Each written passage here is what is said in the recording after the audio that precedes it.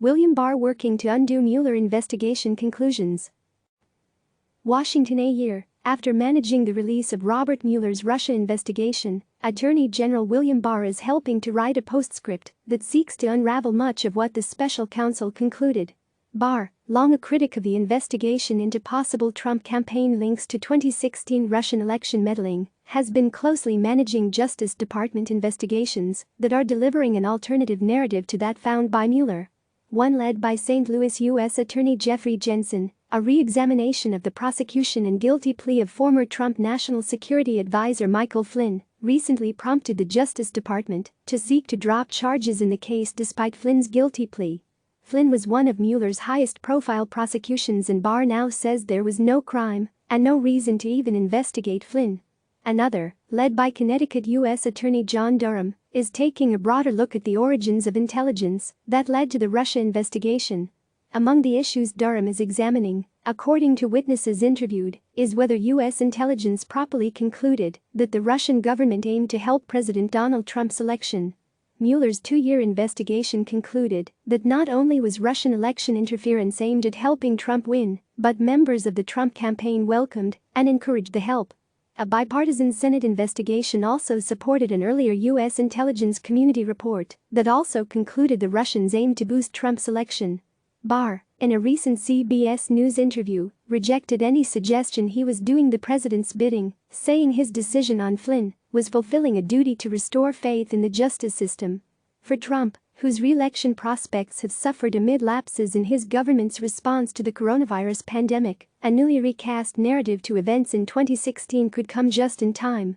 The president already is highlighting documents produced by Barr's review of the Flynn case to tie his likely Democratic opponent, Joe Biden, to what he says were unspecified crimes against him and his presidency. While Trump complained for 3 years that his presidency was overshadowed by the Russia probe, he appears to have decided that he benefits from talking about the Russia investigation in the months leading to the 2020 election. He is also using an Obamagate moniker to level charges that Biden was part of an Obama administration plot to target him and his aides. His campaign issued a statement after the Flynn charges saying the Obama-Biden officials responsible for these misdeeds must be held accountable. Despite the suggestion of impropriety in the handling of the Flynn case, the Justice Department hasn't accused anyone of wrongdoing.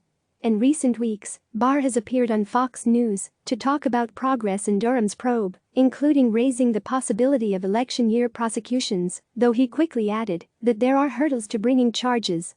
Even if no charges come, Barr has said in recent interviews Durham will probably produce a report on what the Attorney General says are troubling findings. Allied with Richard Grenell in recent months, Barr also has gained an important ally in Acting Director of National Intelligence Richard Grenell, who is accelerating the release of documents that the president's allies say show Obama White House officials plotted a coup against his incoming administration. On Wednesday, Senate Republicans released a list, declassified by Grenell, of Obama-era officials who sought to unmask names of Americans in intelligence reports in the weeks before Trump took office, including in secret surveillance reports that documented Flynn's conversations with the Russian ambassador at the time. Documents produced recently by Barr have created a furor in conservative media. In Barr's Flynn review, these include internal FBI emails and notes showing discussions among investigators as they prepared to look into Flynn's activities during the Trump transition. Barr cited some of the documents as reason for authorizing the Justice Department to drop charges against Flynn, who had twice pleaded guilty to making false statements to the FBI. Barr worked with Grenell to declassify portions of the Justice Department's Inspector General report that showed that some at the FBI were concerned that Russian disinformation may have been used in an anti-Trump dossier produced by Christopher Steele. That report, from Justice Department Inspector General Michael Horowitz, faulted the FBI for how it handled information from the Steele dossier, which was paid for by the Democratic National Committee. The release of the Flynn documents dovetailed with the publication of documents from congressional interviews of key witnesses in the Russia investigation. Democrats had voted to release the documents months ago, but said the release was held up in a review by the DNI. Last week, Grenell said the review was complete and threatened to release the documents if Democrats on the House Intelligence Committee didn't do it. The transcripts release, arriving soon after Barr moved to drop the Flynn charges, have sparked a re-litigation by partisans on both sides of events in 2016 and early 2017, when the investigation into Flynn and others around Trump became public. Among the documents released were interviews of former Deputy Attorney General Sally Yates and other Obama officials who described White House meetings during the Trump transition.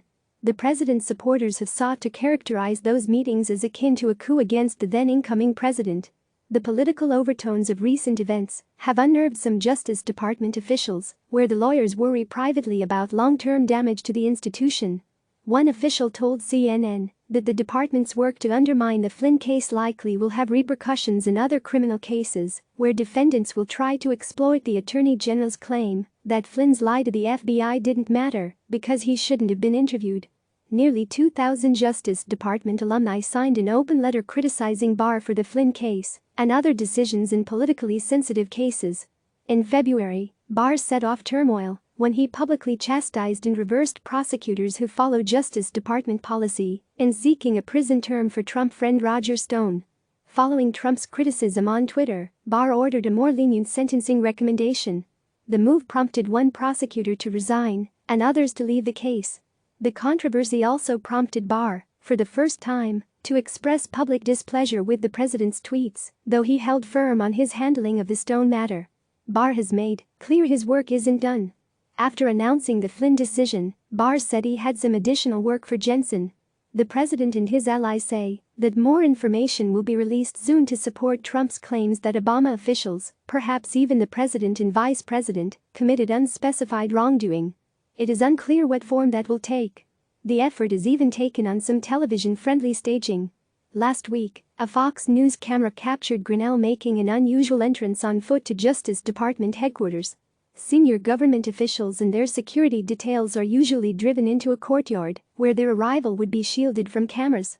A U.S. official said Grinnell was delivering to Barr the Flynn unmasking documents he had recently declassified. The president took notice. "I saw Rick yesterday walking in with thousands of pages of paper into the Justice Department," Trump beamed to a group of Republican allies at the White House recently, exaggerating the size of volume of documents Grinnell brought with him. "Rick Grinnell did a great job." Click subscribe to receive the latest news.